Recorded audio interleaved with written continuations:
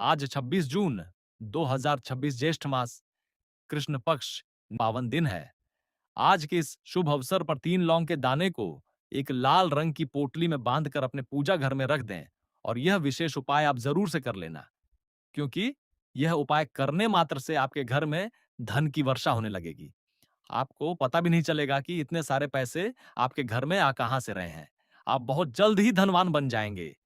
तो उपाय जानने से पहले हमारे चैनल को सब्सक्राइब कर दीजिए और वीडियो को एक लाइक कर दीजिए। इस उपाय को आप यह उपाय सुबह के समय जरूर से कर लेना और उसी दिन शाम के समय जब आप संध्या आरती करें, तब अपने मुख्य द्वार पर भी एक घी का दीपक जलाएं और उसमें 5 लौंग के दाने डाल दें। मान्यता है कि शाम के समय मुख्य द्वार पर 5 लौंग के दाने युक्त दीपक जलाने से श्री हरि विष्णु भगवान का आशीर्वाद आप पर सदैव बना रहता है और माता लक्ष्मी की विशेष कृपा प्राप्त होती है। इससे आपकी हर मनोकामना पूर्ण होगी और भक्तों आपका घर खुशियों से सराबोर हो जाएगा। आप शीघ्र ही वैभवशाली और समृद्ध बन जाएंगे, क्योंकि भक्तों इस बार 26 जून 2026 ज्येष्ठ मास कृष्ण पक्ष निर्जला एकादशी के संयोग से बहुत सारे शुभ महासंयोग बन रहे हैं। इसीलिए इस दिन इस महा उपाय को आप पूरी निष्ठा और अटूट श्रद्धा भाव से करें, ताकि माता लक्ष्मी तुरंत ही प्रसन्न हो और आपकी दरिद्रता का नाश हो जाए। इस दिन शाम के समय अपने मुख्य द्वार पर 5 लौंग के दाने को डालकर जलाना कदापि ना भूलें। यही वह दिव्य दीपक है जो आपके घर की नकारात्मकता और बुरी छाया को दूर रखता है, जिससे धन की विपत्ति नहीं आती और रोग, शोक की बाधाएं दूर रहती हैं। संध्या आरती के समय मुख्य द्वार पर यह दीपक जलाना इसलिए भी आवश्यक है क्योंकि पंडित जी ने अपनी हाल ही की कथा में इसके महत्व के बारे में बताया है। तो भक्तों, आपको इस बात का विशेष ध्यान रखना होगा कि इस उपाय को आपको कैसे करना है, कब करना है और किस स्थान पर करना है। साथ ही यह उपाय करते समय किन बातों का विशेष ध्यान रखना है, यह संपूर्ण जानकारी इसी वीडियो में हम आपको बताएंगे। तो चलिए भक्तों, जानते हैं कि वे कौन-कौन सी सावधानियां हैं जो आपको बरतनी हैं, क्योंकि यदि आप इन सावधानियों को जाने बिना कोई त्रुटि करते हैं तो लाभ के स्थान पर जीवन में दरिद्रता का वास हो सकता है। देखा गया है कि जब कोई व्यक्ति पूर्ण निष्ठा से यह उपाय करता है, तो उसके जीवन में तत्काल चमत्कारी घटनाएं घटने लगती हैं और धन आगमन के मार्ग खुल जाते हैं। ये दिन इतना विशिष्ट है कि इस दिन किए गए छोटे से छोटे उपाय का फल अन्य दिनों की तुलना में कई गुना अधिक प्राप्त होता है। जो मनोकामनाएं बड़े-बड़े अनुष्ठानों से पूर्ण नहीं होती, वे आज यानी 26 जून 2026 ज्येष्ठ मास कृष्ण पक्ष के दिन मात्र इस छोटे से उपाय से सिद्ध हो जाती है। सुबह का महा उपाय, 3 लौंग के दानों और लाल पोटली का दिव्य रहस्य। भक्तों, अब इस परम पावन सुबह के महा उपाय को अत्यंत गहराई और बारीकी से समझिए, ताकि आपकी पूजा में कोई कमी ना रह जाए। आज के दिन सूर्योदय से पहले उठकर स्नान आदि से निवृत्त होकर स्वच्छ वस्त्र धारण करें। इसके बाद अपने घर के ईशान कोण यानी उत्तर पूर्व दिशा में स्थित पूजा घर में गंगा जल छिड़क कर उसे पवित्र करें। एक शुद्ध चौकी पर लाल रंग का आसन बिछाएं और उस पर माता लक्ष्मी और भगवान श्री हरि विष्णु की प्रतिमा या चित्र स्थापित करें। अब इस महा उपाय की मुख्य सामग्री पर ध्यान दें। आपको 3 लौंग के दाने लेने हैं। याद रहे, यह लौंग खंडित या टूटे हुए नहीं होने चाहिए। इनके ऊपर का जो फूल होता है, वह पूरी तरह से सुरक्षित होना चाहिए। खंडित लौंग का उपयोग करने से पूजा अधूरी मानी जाती है। इसके साथ ही आपको एक छोटा सा सूती या रेशमी लाल रंग का कपड़ा लेना है जो बिल्कुल साफ और नया हो। अब अपने बाएं हाथ में लाल कपड़ा रखें और दाहिने हाथ से एक-एक करके तीनों लौंग के दानों को उस कपड़े पर रखें। प्रत्येक लौंग को रखते समय मन में ओम नमो भगवते वासुदेवाय और ओम महालक्ष्म्याय नमः का 111 बार जाप करें। जब तीनों लौंग कपड़े पर रख दिए जाएं, तब माता लक्ष्मी के सामने घी का एक दीपक जलाएं और सुगंधित धूप बत्ती सुलगाएं। अब उस लाल कपड़े को चारों कोनों से समेटकर एक छोटी सी सुंदर पोटली का रूप दे दें। इस पोटली को बांधने के लिए आपको केवल कलावा यानी मौली के धागे का ही उपयोग करना है। कलावे से पोटली पर 3 गांठें लगाएं। 3 गांठें लगाते समय मन में दृढ़ विश्वास रखें कि आप अपने घर में सुख, समृद्धि और ऐश्वर्य को बांध रहे हैं। इसके बाद इस तैयार की गई दिव्य लाल पोटली को अपने दाहिने हाथ की हथेली में रखें और अपनी आंखें बंद करके भगवान विष्णु और माता लक्ष्मी का ध्यान करें। उनसे अपने जीवन की आर्थिक तंगियों, कर्जों और दरिद्रता को दूर करने की करुण पुकार करें। माता लक्ष्मी से कहें, हे माँ, मेरे इस छोटे से घर को अपनी कृपा से भर दो, हमारी भूल चूक को क्षमा करो। प्रार्थना के पश्चात इस पोटली को माता लक्ष्मी के चरणों से स्पर्श कराएं। स्पर्श कराने के बाद इसे अपने पूजा घर में ही माता के विग्रह के ठीक पीछे या उनके दाईं ओर सुरक्षित रख दें। यदि आप चाहें तो इसे अपनी तिजोरी या धन रखने वाले स्थान पर भी रख सकते हैं। भक्तों, यह कोई साधारण पोटली नहीं है। इस एकादशी के महासंयोग में इस पोटली के भीतर साक्षात धन आकर्षण की दिव्य ऊर्जा समाहित हो चुकी है। यह पोटली आपके घर में चारों दिशाओं से धन को खींच कर लाएगी और आपके संचित धन में दिन प्रतिदिन वृद्धि करेगी। शाम का महा उपाय: मुख्य द्वार पर 5 लौंग और घी का चमत्कारी दीपक। जैसे ही दिन ढले और संध्या काल का समय आए, जिसे हम गोधूलि बेला भी कहते हैं, तब आपको शाम का ये दूसरा चमत्कारी उपाय करना है। शाम के समय जब सूर्य अस्त हो रहा हो और अंधकार का आगमन हो रहा हो, उस समय माता लक्ष्मी पृथ्वी पर भ्रमण के लिए निकलती हैं। जो घर उस समय अंधकार में डूबा रहता है या जहां अशांति होती है, वहां माता कभी पैर नहीं रखती। इसलिए संध्या आरती के तुरंत बाद अपनी रसोई से एक मिट्टी का अथवा पीतल का साफ दीपक लें। इस दीपक में आपको शुद्ध गाय का घी भरना है। यदि गाय का घी उपलब्ध ना हो तो आप तिल के तेल का भी उपयोग कर सकते हैं, परंतु घी को सर्वोत्तम माना गया है। इस दीपक में रुई की एक लंबी बत्ती लगाएं। अब आपको 5 साबुत लौंग के दाने लेने हैं। इन लौंगों को भी बहुत ध्यान से देख लें कि कहीं से भी इनका फूल टूटा हुआ ना हो।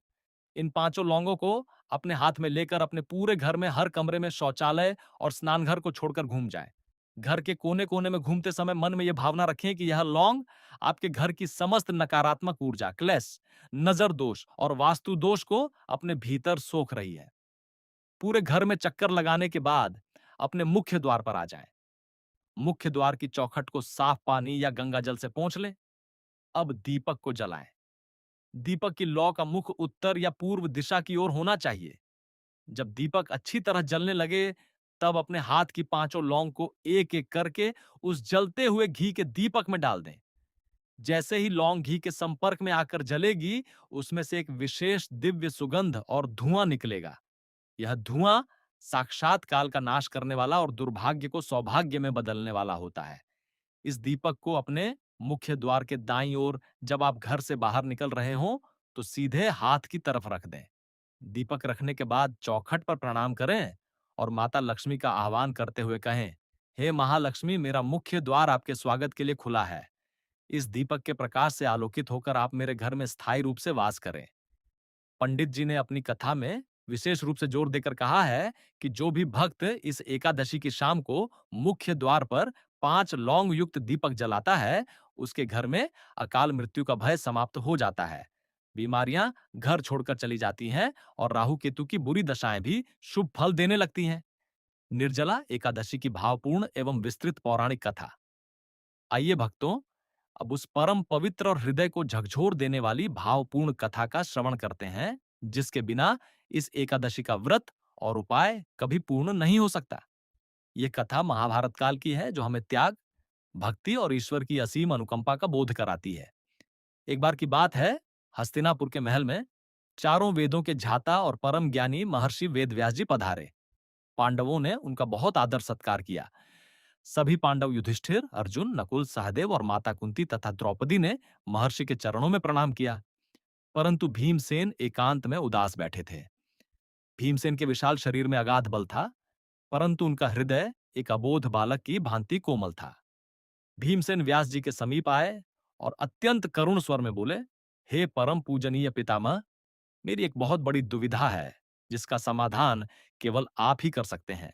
मेरे बड़े भाई युधिष्ठिर, माता कुंती, अर्जुन, नकुल, सहदेव और द्रौपदी, ये सभी प्रत्येक एकादशी को पूरे नियम और निष्ठा के साथ व्रत रखते हैं। वे मुझसे भी कहते हैं कि भीम, तुम भी एकादशी के दिन अन्न का त्याग करो और भगवान विष्णु की भक्ति में लीन रहो। भीम ने अपनी आंखों में आंसू भरकर कहा, हे मुनिवर, आप तो अंतर्यामी हैं। आप जानते हैं कि मेरे पेट में वृक नाम की भयानक अग्नि है। मैं भूखा नहीं रह सकता। जैसे ही मैं थोड़ा सा भी भूखा रहने का प्रयास करता हूं, मेरे प्राण कंठ को आने लगते हैं, मेरा पूरा शरीर कांपने लगता है। दान पुण्य और भगवान की पूजा मैं पूरे मन से कर सकता हूं, परंतु बिना भोजन के रहना मेरे लिए असंभव है। कृपा कर मुझे कोई ऐसा उपाय बताइए जिससे मैं व्रत न रखकर भी उस परम पद, उस वैकुंठ लोक को प्राप्त कर सकूं, जिसे मेरे भाई व्रत रखकर प्राप्त करेंगे। क्या मुझ जैसे पापी के लिए नारायण के द्वार बंद रहेंगे? भीमसेन की यह व्याकुलता और उनके हृदय की सच्ची तड़प देखकर महर्षि वेदव्यास जी का हृदय द्रवित हो उठा। उन्होंने भीम के सिर पर अपना हाथ रखा और बड़े स्नेह से बोले, हे कुंती पुत्र भीम, उदास मत हो। शास्त्र निर्दयी नहीं है, वे तो माता के समान कृपालु हैं। यदि तुम वर्ष की सभी 24 एकादशियों का व्रत नहीं रख सकते, तो शास्त्र में तुम्हारे लिए एक अत्यंत गुप्त और महाफलदायी विधान छिपा है। व्यास जी ने आगे कहा, हे भीम, ज्येष्ठ मास के शुक्ल पक्ष में जो एकादशी आती है, उसे निर्जला एकादशी कहते हैं। इस एकादशी के दिन सूर्योदय से लेकर अगले दिन द्वादशी के सूर्योदय तक अन्न तो क्या, जल की एक बूंद भी ग्रहण नहीं की जाती। यह अत्यंत कठिन और घोर तपस्या के समान है। यदि तुम इस एक एकादशी का व्रत पूर्ण रूप से निर्जल रहकर अपनी जीभ और मन पर नियंत्रण रखकर कर लेते हो, तो तुम्हें वर्ष भर की सभी 24 एकादशियों का पुण्य फल केवल इसी एक दिन में प्राप्त हो जाएगा। व्यास जी की बात सुनकर भीमसेन का चेहरा खिल उठा, परंतु मन में एक तीव्र भय भी था कि क्या वे बिना पानी के रह पाएंगे। फिर भी भगवान श्री हरि विष्णु को पाने की तीव्र इच्छा और अपने भाइयों के साथ वैकुंठ जाने की तड़प में भीमसेन ने इस कठिन व्रत को करने का संकल्प ले लिया। 26 जून के इस पावन दिन की भांति ही उस दिन भी ज्येष्ठ मास की तपती धूप थी। दोपहर होते होते भीमसेन का गला पूरी तरह सूख गया। उनका विशाल और शक्तिशाली शरीर निर्जल रहने के कारण शिथिल होने लगा। उनकी आंखों के सामने अंधेरा छाने लगा, सांसें भारी होने लगीं। भाइयों ने देखा कि भीम की हालत बिगड़ रही है। उन्होंने भीम से कहा, भैया भीम, तुम जल पी लो, भगवान तुम्हारी मजबूरी समझते हैं। परंतु भीमसेन के भीतर इस बार अटूट श्रद्धा और हठयोग जाग चुका था। उन्होंने कहा, नहीं भाइयों, यदि आज मैं हार गया तो मैं अपने आराध्य नारायण से नजरें कैसे मिला पाऊंगा। भीमसेन मूर्छित होकर गिर पड़े, लेकिन उनके मुख से केवल एक ही शब्द निकल रहा था, नारायण, नारायण। कृष्ण। भीमसेन की इस घोर और निष्काम तड़प को देखकर वैकुंठ में बैठे भगवान श्री हरि विष्णु का आसन डोल गया। वे साक्षात प्रकट हुए और उन्होंने अपने दिव्य हाथों से भीमसेन के मस्तक को छुआ। स्पर्श मात्र से भीमसेन की सारी थकान, प्यास और पीड़ा क्षण भर में गायब हो गई। उनका शरीर सोने की तरह चमकने लगा। भगवान विष्णु ने मुस्कुराते हुए कहा, हे भीम, तुमने अपनी भूख पर विजय पाकर इस जगत को दिखा दिया कि सच्ची भक्ति शारीरिक बल से नहीं, बल्कि आत्मिक संकल्प से सिद्ध होती है। आज से यह एकादशी भीमसेनी एकादशी और पांडव एकादशी के नाम से भी जानी जाएगी। जो भी मनुष्य आज के दिन इस कथा को सुनेगा और यह उपाय करेगा, उसके 7 जन्मों के पाप नष्ट हो जाएंगे। भक्तों, भीमसेन की इस कथा से हमें यह सीख मिलती है कि ईश्वर केवल हमारे भाव के भूखे हैं। यदि हम पूरी निष्ठा से एक छोटा सा कदम भी बढ़ाते हैं, तो भगवान हमारी ओर एक 100 कदम बढ़ाते हैं। भक्तों, अगर आपको निर्जला एकादशी का यह महा उपाय और भीमसेन की यह भावपूर्ण कथा अच्छी लगी हो, तो इस वीडियो को दिल से एक लाइक जरूर कर दीजिएगा। अगर आप हमारे चैनल पर नए हैं और ऐसी ही दिव्य, शास्त्रीय और प्रामाणिक जानकारियां हर रोज पाना चाहते हैं, तो हमारे चैनल वास्तुशास्त्र को अभी सब्सक्राइब कर लीजिए और बेल आइकन घंटी के बटन को जरूर दबा दें, ताकि आने वाली हर वीडियो का नोटिफिकेशन आपको सबसे पहले मिले। भगवान विष्णु और माता लक्ष्मी की कृपा आप पर और आपके पूरे परिवार पर सदैव बनी रहे। धन्यवाद। जय श्री कृष्ण।